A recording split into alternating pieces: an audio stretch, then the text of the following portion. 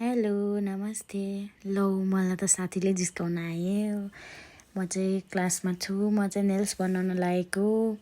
अनि मेरो हेर्नु न, मेरो हात कति पुन्टे पुन्टे। म चाहिँ दुईटा हातमा नेल्स बनाउने हो। अब हेर्नु टिप्सहरू। अनि अब मैले फाइल गर्दैछु, बिस्तारी फाइल गर्दैछु। यो फाइल राम्रोसँग फाइल गरिसकेपछि चाहिँ नेल टिप्स टाँस्नुपर्छ होइन। अनि त्यही कारणले मैले अब नेल टिप्स एउटा गरी टाँस्छु। हेर्नुहोस्, अब यो चाहिँ कान्छी अम्लाको नङ हो। अब चाहिँ फेरि मैले साइजहरू चेक गर्दैछु। साइजहरू अब मिल्दैन नि त, अनि त्यही कारणले साइजहरू चेक गरिरहेछु कुन कुन मिल्छ भनेर। अब साइज मिलिसकेपछि चाहिँ म अब मैले फेरि एउटा गरेर टाँस्न लाग्यो। टाँसेँ मैले अर्को नङको पनि बिस्तारी। यो फर्स्टमा चाहिँ एकदम गाह्रो हुन्छ क्या, अनि त्यही कारणले मैले बिस्तारी बिस्तारी टाँस्दैछु। अर्को पनि टाँसेँ। म चाहिँ नङ टाँस्दा टाँस्दै फेरि अर्कोमा ग्लु नै पुगेन। अनि टाँस्दा टाँस्दै फेरि मलाई साथीले डिस्टर्ब गर्न आएर, हेर्नु न त्यहाँ नङ मात्रै देखाएर डिस्टर्ब गर्न आएकै गर्छ।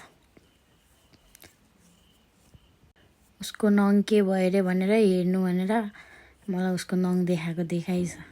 फेरि मलाई चाहिँ फेरि आफ्नो नङ टाँस्न यति गाह्रो भइरहेछ। मलाई मात्र थाहा छ, यो मेरो कति दोस्रो टाइम हो नि त। त्यही कारणले अनि बल्ल टाँस्न लाग्यो। फेरि ग्लु नमिलेर अब बल्ल टाँस्यो। अब मेरो नङ हेर्नुहोस्, भुतको जस्तो कत्रो ठुलो भएछ।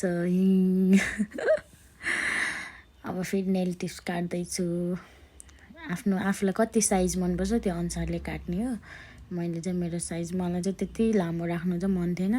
त्यही कारण मैले सानो राखेँ। अब मैले फेरि फाइल गर्न थालेँ। यो चाहिँ यति फाइल गर्नुपर्छ। फेरि अर्को साथी फेरि डिस्टर्ब गर्न आइहाल्छ पछाडि। हेर्नु न के चाहिन्छ है। क्लासमा गएपछि यस्तै हुन्छ क्या। अब फेरि फाइल गर्दैछु म। कति फाइल गर्नु, म त फाइल गर्दा त्यति थाक्छु कि यस्तो हात दुख्छ। झन् यो फर्स्ट टाइम भएर होला कि फाइल गर्न धेरै गाह्रो हुन्छ।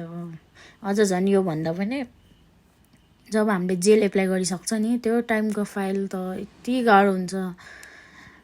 त्यहाँ सेप मिलाउँदा फाइल गर्दा मेरो साथी फेरि के बोल्दै बस्छ। अनि उसँग गफ गर्दै फाइल गर्दै बसिरहेको छु म चाहिँ। अझै त्यहाँ मिलाउन कति गाह्रो हुन्छ। कति गाह्रो लाग्छ हौ मलाई त फाइल गर्नलाई। तर के गर्नु, सिक्नु पर्यो। फाइल गर्दै गरिरहेछु मैले। फाइल गरिसकेर हेर्नु मेरो हात